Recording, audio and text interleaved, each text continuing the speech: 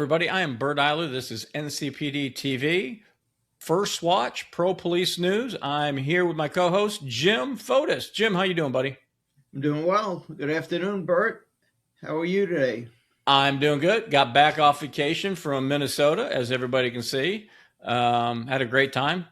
Did some golf with my brothers. Did a little walleye fishing for all you fishermen out there. So now we're back, getting ready to have a great weekend leading into the 4th of July week. Well, let's get into it because there have been some exciting news that I think everybody would love to know.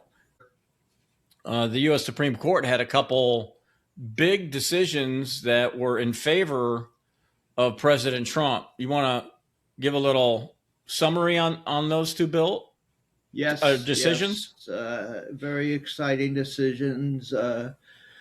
The Supreme Court this week came out with one decision on illegals coming to the border and being stopped and basically turned back. They cannot turn around and ask for asylum. The Supreme Court said that is not legal if they are stopped trying to come across the border or even trying to come across and they're illegal, turn around by the Border Patrol. They cannot basically come back and say they want asylum. And that's a very positive step towards controlling our border. So I think the president is happy. I certainly hope that everyone understands the impact of that. So what is the second big Supreme Court decision? The second big Supreme Court decision for all of you Second Amendment enthusiasts is, I believe it's called the vampire legislation in Hawaii, which kept gun owners, legally permitted firearms carrier in Hawaii, off of private property. You couldn't go into stores with firearms. You couldn't go into bars. You couldn't go on private property. Basically, it was saying if you have a firearm on you, you can't go anywhere. Can't go shopping, can't go to the supermarket. And what is the purpose of carrying a firearm? For self-defense, for protection, for personal protection, right, Bert?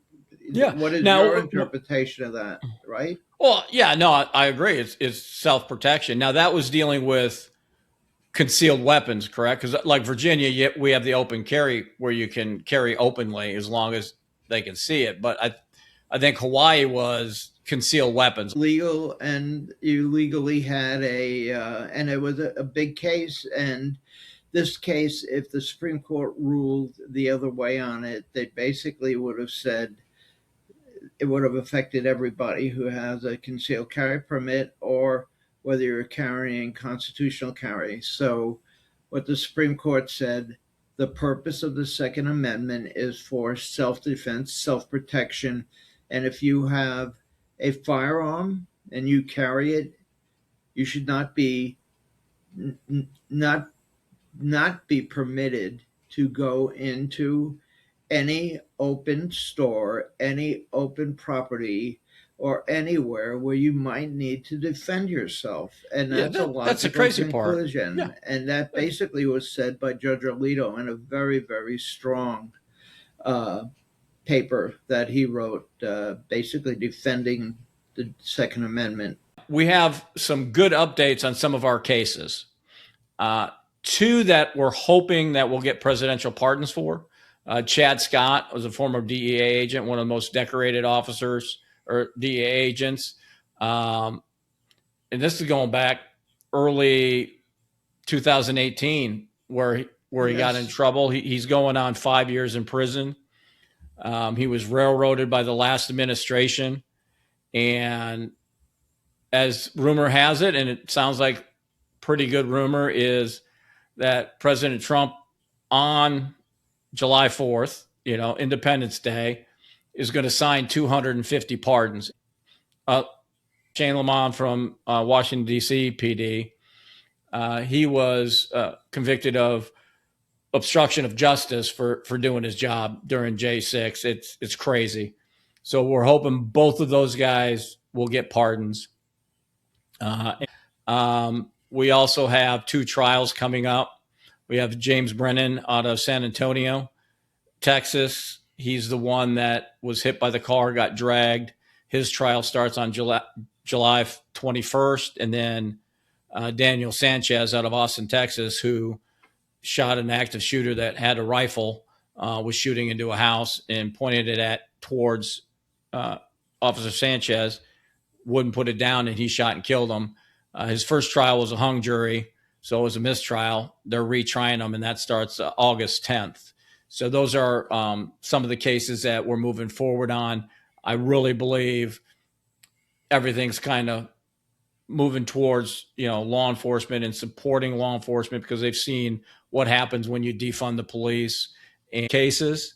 And hopefully in the next episode or 2, we can bring those up. Yeah, and definitely I'm hoping that the 2 cases that we have going to trial, that we find out that we win these cases. The time has changed a little bit. We are winning some cases, whereas under the Biden administration, we were having a problem. We were not winning. But one of the things, Bert, that we do is we follow whoever we support. We follow them forward, and That's we right. take care. Yes. And if anybody else would like more information, you can go to our website at www.nationalcenterforpolicedefense.com. We have all our cases there. You can also donate. And we look forward to any information that you guys would like from us. Please let us know. Our next segment is 2 Cops and a Brother. Let me introduce the one and only Henry Hollywood Morris. What's up, my brother? Welcome, Henry. My brothers, how are you guys doing this week? Henry is one heck of a guy. He's the only black man, I'll tell you, that lost his black card. He is the founder of Support Our Shields, and we have partnered with him. And he is an awesome, awesome human being. Please go to his website and check it out. Incredible supporter of law enforcement. Listen, we're letting the haters hate.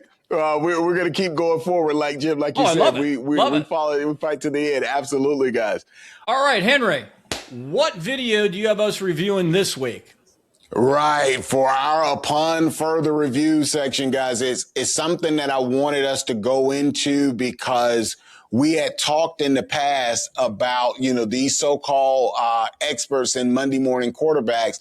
They always bring up the topic, well, why didn't officers use less lethal force? And so that's one that I want us to focus on today, because in their world that exists only in their woke head, less lethal force is like magic. And this is Narnia and the Wizard of Oz. And just because you deploy a taser or a beanbag, that works all the time. And so this video is going to show you just how quick, especially when the perp has a firearm, less lethal is really not the play. Check it out, guys. Why you got the gun out on him? Because they told us that you pointed a gun at him. Because he was finna fight. Okay, listen. All we want to do is talk. All we want to do is talk. Okay. All we want to do is talk. That's right. I don't want to hurt you. You don't want to hurt me, right? No. Okay, great. All we want to do is talk. You crazy as fuck. Boy. Okay. All we want to do is talk. Okay, what's up? Okay. About what? I ain't did nothing. Okay. And we He didn't. came up. Okay. I tell him what's up, and I went. Okay. That's fine. So what? We have to figure that out. Okay. Do not reach for anything. You gonna die if some shit go down, boy. Okay. Let's not have that happen. Right. Well, he's agitated. The officer is doing a great job, has a calm voice. What I like is you also have the cover officer, it looks like, to his right, but he's not saying anything. He's letting one officer speak, because when you have too many people talking, that confuses that, suspect. Yes. You have one person talking, he's very calm, but this suspect is agitated for some reason. And, it seems like he's trying to escalate it instead of de-escalate himself, but they're doing a great job so far. Jim, what do you think? Yeah, no, they're being very calm. They're handling it the right way, but he knows they have a gun, and he knows that he's in trouble if something happens, but he's not afraid. He's very brazen. Yeah. Yes, correct. And like you guys noticed, that moving, and this is one of the reasons when we do this, guys, why this is so important. See that rocking back and forth. You guys are trained that these are red flags.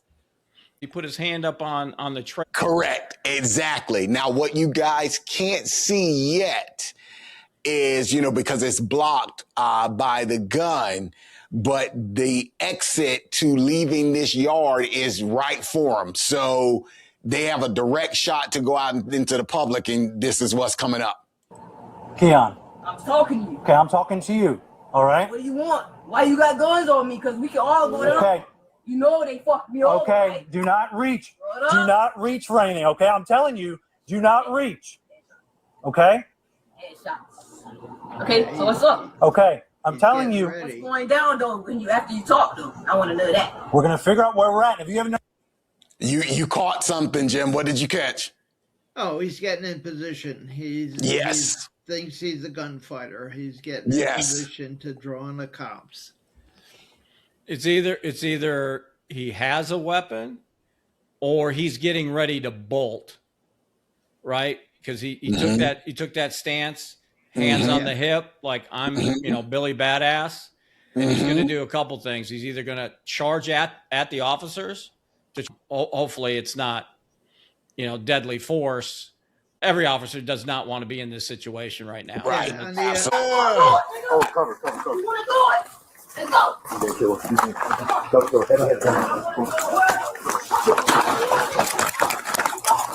Hey, God. All right, guys. Yeah. Not supposed to be there. I didn't catch. Is that a family member? Mm-hmm.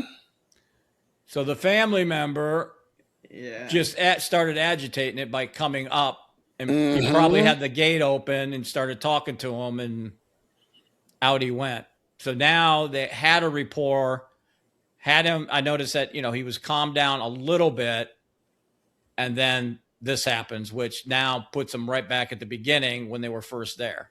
And Yes. I can't see what's to the right of him. It may only be a sign or maybe a person standing there. LessLethal, get on the ground now. This is not what we want to do. What are you doing? We don't Why I want to gotta do get that. on We do not want to hurt you, okay? Why I gotta get on the ground? Why? I didn't do Yeah. that. Keon, get on the ground. Tase him, tase him. Cover. Drop the gun. Drop the gun. All right. Didn't shock you guys that it went here, did it? No. They tased him, and it looked like it didn't have any effect to it, and he drew his weapon, and that was it. That was it. Drew weapon and fired. When we go to the next officer's angle, you'll see. Tase him. Well, he has on that bulky jacket. Yep. So taser, no. See? Fired already. Got a shot off. Here's the gun.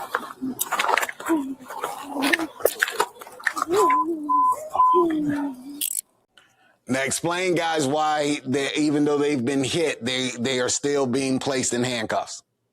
Well, because at any time, even if you're hit one or two times, you could still easily grab your weapon and shoot at the cops again. It's not like you get shot and you're instantly die immediately.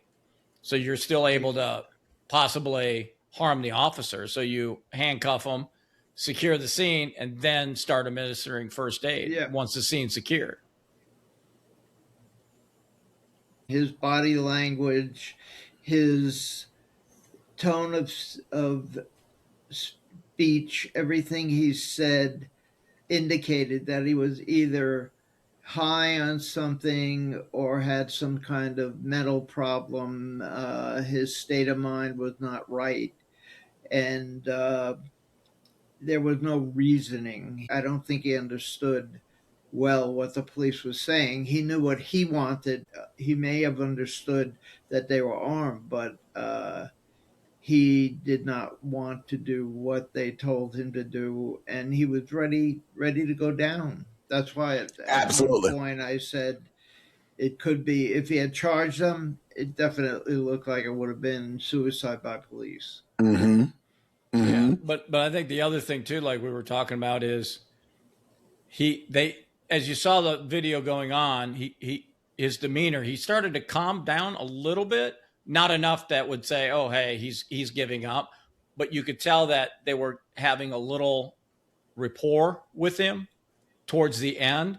But then as soon as he saw the person that he had an altercation with, family member, he went right back up to 10 and bolted out. Right. Now you're starting all over again. Indications that this is someone who has already decided where they want. No. Shit. Hold, cover. This is from the other officers, Cam, and you notice the attention immediately went off of the conversation with them to the person that it started with. That's what you guys hear, off camera. That could have went, and the same people that are criticizing officers then would have criticized that they did not neutralize and allow, that situation, but they never told that other relative to come back outside. He's gonna kill him. Cover. Head. Go on. See, you heard the officer say he's gonna kill him. Yeah, they knew, didn't know for sure if the gun was loaded or not, but knew that there was a gun. Right. Now they're in serious mode to try to get this person, back under control. Oh, shit. Hey, gun. Oh, God. Drop it, Leon. Drop it. Drop it. Get on the ground. Get on the ground. Get on the ground. Get on the ground. Get on the ground. Get on the ground. Get on the ground. Get on the ground. Get on the ground. LessLethal. Get on the ground. Cam, if you reach, man, this is not what we want to do. I thought about, from the case of knowing that this is going to be reviewed, and you have these squad car chasing lawyers like the Ben Crumps of the world, that they will play the narrative, of course, the racial narrative, and then they always do the second guessing. Well, no, they did not just shoot them. You hear it recorded clearly that they're trying to give them every opportunity to finally de-escalate this and do the right thing. I'm surprised one of them didn't get hit, because in 90% of these situations, absolutely, just randomly shooting at law enforcement, they always get hit. Yeah, I think they did the best that they could. You guys have been second guessed so much that you're trying every possible option other than lethal. But when you do that, when a person has made up their mind, like Jim, you were saying that this may possibly be suicide by cop, you're playing Russian roulette that one of those officers don't go home. Because that they got off that shot. We have already this year 47 officers that didn't make it. I would have rather they opened up and not even let them get the shot off, but it happened in a split second. That was the issue. And like I said, you guys are almost dealing with your hands tied behind your back, because if you react too soon, the squad car chasers and the race baiters jump on it instantly, and those guys could be prosecuted, just like some of the cases that you're helping these officers defend now. It's that thin of a line that you guys are having to walk on, and that's why we're saying that the recruiting is low like it is. We're starting to see it turn, but that doesn't help your brothers and sisters that are responding to these calls like this every day. Every day. I mean, we've seen this happen over and over again. A year later, it turns around on you, and all of a sudden you're charged. They have been charged with 3 counts of attempted murder on a law enforcement officer. So I'm hoping that keeps them in the state pen for a long time, decades. That's what needs to come out of this. Where you were wrong, and we all were, and I hope you, well, I know you guys are sitting down. That is not a he, gentlemen. That is a she. What? You know, when they were going back, I had a feeling it was a woman. Mm-hmm. So when you said about the mental, we have all types of situations that the officers walked into that particular day. That still does not mean they can let their guards down, because look what just happened. Yeah, you're right. Interesting to find out. But of course, you know, Henry, that Bert knew right away that it wasn't a male. It was a female. Bert is still scratching his head about that one. That threw Bert for a loop. What's wrong, Eiler? Talk to him. Nothing. Hey, look at it his is what face. it is. Just look at